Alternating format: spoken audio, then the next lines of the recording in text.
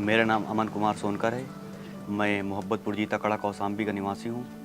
मेरे डिस्ट्रिक्ट में मेरा चौथा स्थान आया है। मेरे कुल मार्क्स 477 हैं। मैंने विद्याकुल से पढ़ के बहुत बढ़िया एजुकेशन पाई है, जिससे आज मेरा डिस्ट्रिक्ट में चौथा स्थान मिल पाया है। और मैं इसके लिए विद्याकुल के सभी अध्यापकों को बहुत बहुत धन्यवाद करना चाहूँगा।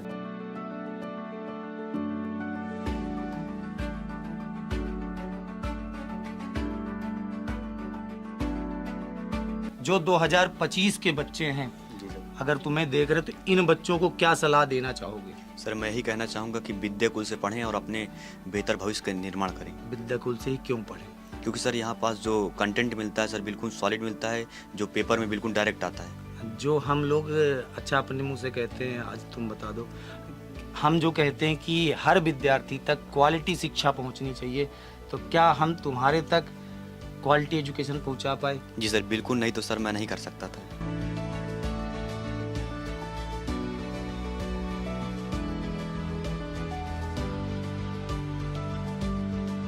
प्यारे साथियों, आप सभी को नमस्कार। मैं आपका बड़ा भाई, आपका शिक्षक मुकेश सर स्वागत करता हूं अपनी विजय यात्रा के एक और इंटरव्यू में। आज हम हैं प्रयागराज मंडल के कौसाम्बी जिले के दरियापुर जीता गांव में, जहां पर एक ऐसा परिवार जो कि संघर्षों के साथ अपने बच्चों को पढ़ा रहा था, और ये है इस घर का सबसे बड़ा लड़का, जिसने अपनी मेहनत के दम पर, अपनी पढ़ाई के दम पर पूरे कौसाम्बी जिले में चौथा स्थान प्राप्त किया है। प्यारे बच्चों, इस बच्चे से मिलने के बाद दिल खुश हो गया। ये बच्चा हमसे मई जून से पढ़ाई कर रहा था, और इस बच्चे का सपना है कि मैं अपने घर के हालातों को, अपने पिताजी की मेहनत को, अपने माता पिता के रात दिन की मेहनत को साकार करूंगा, इस घर के हालातों को बदलूंगा। तो प्यारे बच्चों, मिलाते हैं आज इस बच्चे से और इस पूरे परिवार से। आप मेरे पीछे देख पा रहे हो, एक बच्चा ये भी आ गया, अभी स्कूल से आ रहा है, जो कि ड्रेस में ही मिल गया। पीछे खड़े एक बच्चे को आप देख सकते हैं, जो कि इस वर्ष 12th में था, इसने भी पेपर दिया है, छोटी बहन है। इस पूरे परिवार से मिलाते हैं। तो बेटा, सबसे पहले अपना नाम बता दो, क्या नाम है तुम्हारा? मेरा नाम अमन कुमार है। अमन कुमार, कितने नंबर आए तुम्हारे टोटल? Sir 477 number. 477। कौन सी रैंक है तुम्हारी? सर जिले में चौथा स्थान है। जिले में चौथा स्थान है। तो पहले तो तुम्हें बहुत बहुत बधाई हो। कैसा लग रहा है तुम्हें ये इतने नंबर पाके? सर खुशी हो रही है कि सर मैं जो करना चाहता था सर वो कर लिया मैंने। अच्छा, चलो ठीक है। तुम्हें उम्मीद थी कि तुम्हारे इतने अच्छे नंबर आ जाएंगे? सर उम्मीद थी, क्योंकि सर आप लोगों से पढ़ रहा था सर, तो मुझे लग रहा था कि मेरी आ जाएगी रैंक। भैया, कब से पढ़ रहे थे हम लोग से? मैं सर वही मई या जून से सर पढ़ रहा था। मई जून से पढ़ रहे थे?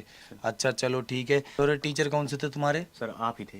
अरे यार, ये तो यार मैं सामने बैठा, और किसी को बता दो मेरे अलावा। सर आपके सर अंकित सर थे। अच्छा, अंकित सर बढ़िया पढ़ाते थे सर। अच्छा, केमिस्ट्री में कितने नंबर आए टोटल?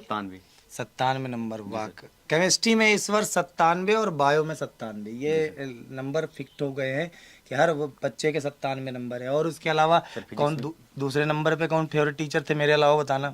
सर अंकित सर थे। हाँ, और फिर सर उसके बाद सर साहिर सर थे। साहिर सर, साहिर बाबा का क्या अच्छा लगता था? सर वो सर इतना कमाल का पढ़ाते थे सर कि मैं क्या बताऊं। मुझको सर इंग्लिश का ग्रामर नहीं आती थी। हाँ, लेकिन उन्होंने पढ़ाया सर मुझको, जिससे इंग्लिश ग्रामर में मैं पूरा करके आया।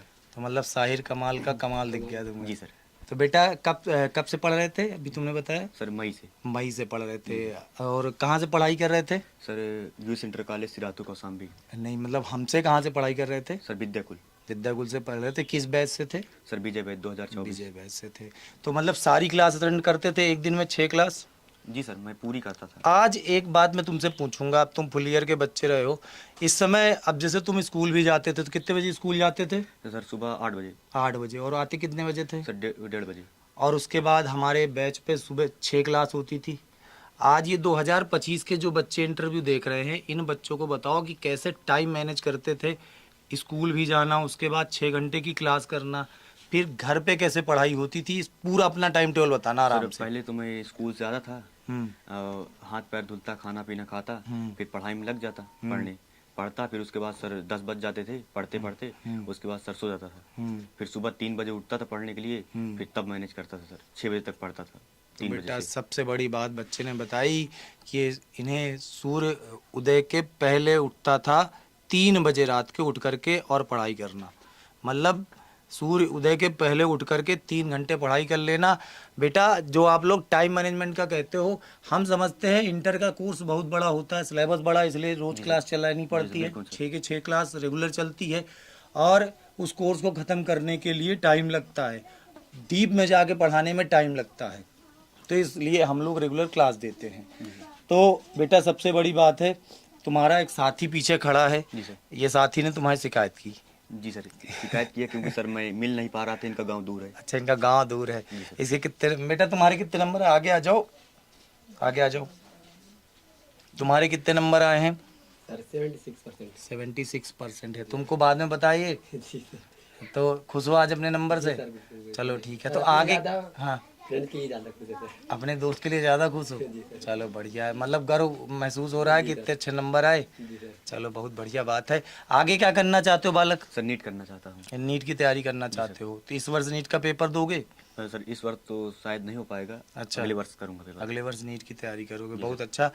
साथियों, हमारे साथ बैठे हुए बगल में बालक के पिताजी हैं, जो कि पैसे से किसानी करते हैं और किसानी करके अपने पूरे परिवार का पालन पोषण करते हैं, बच्चों को पढ़ाते हैं, और ये सबसे बड़ा लड़का है घर का। इसके अलावा घर में 3 बेटियां हैं। भाई साहब, बेटा माइक दे दो, तुम्हारे पिताजी से चर्चा हो जाए।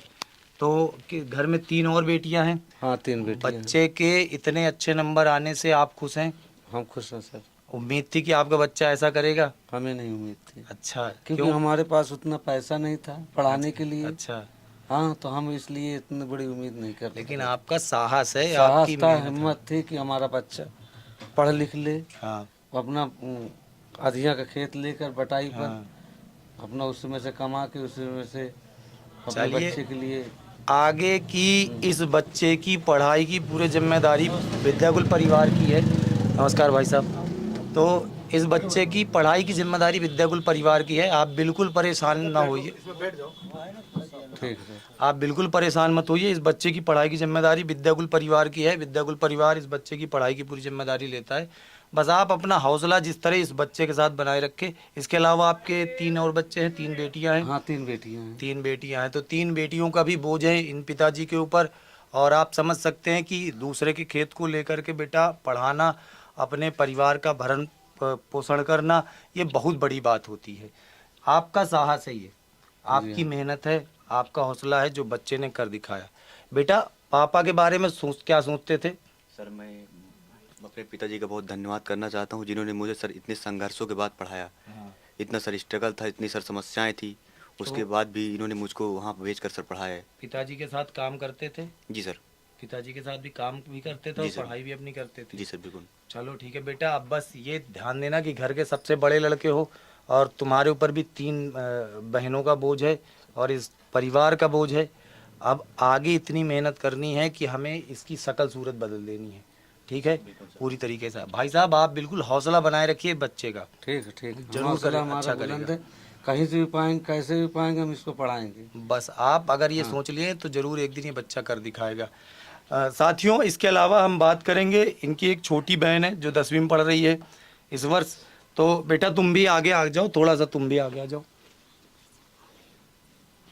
बेटा किस क्लास में हो तुम इस साल? आपकी दार 9 था मेरा। 9th में हो? यस तो भाई के इतने नंबर आए, खुश हो? Yes sir. मुस्कुरा दो फिर, खुश हो तो फिर। तो बेटा, अब भैया के इतने अच्छे नंबर आ गए, तुम्हारी 10वीं में कितने अच्छे नंबर आएंगे? 10वीं में नंबर आएंगे अच्छे? Yes sir. चलो भैया से अच्छे नंबर लाओगी? Yes sir. बेटा मेहनत करो, अब अगर भाई ने कर दिखाया है तो इस घर की बेटियां भी कर दिखाएंगी एक दिन, ठीक है। और मेहनत करना है तीनों बहनों को आगे, ठीक है। चलो, तुम बेटा मुस्कुरा रहे हो ज़्यादा, किस क्लास में हो तुम? बता दो। हाँ, माइक लेके बता दो, किस क्लास में हो? 1 में हो? तो भैया ने लड्डू खिलाया?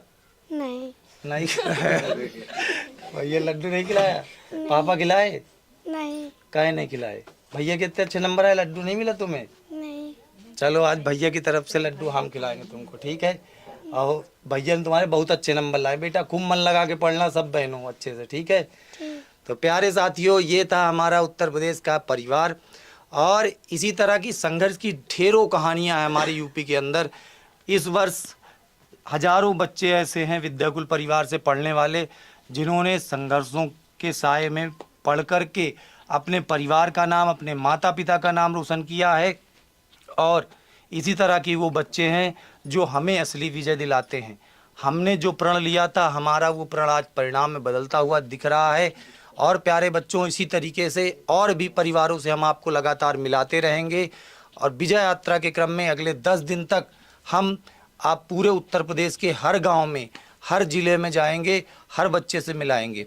बेटा, आपसे अंतिम क्वेश्चन करूंगा, जो 2025 के बच्चे हैं, जी सर। अगर तुम्हें देख रहे तो इन बच्चों को क्या सलाह देना चाहोगे? सर मैं यही कहना चाहूँगा कि विद्याकुल से पढ़ें और अपने बेहतर भविष्य का निर्माण करें। विद्याकुल से ही क्यों पढ़ें?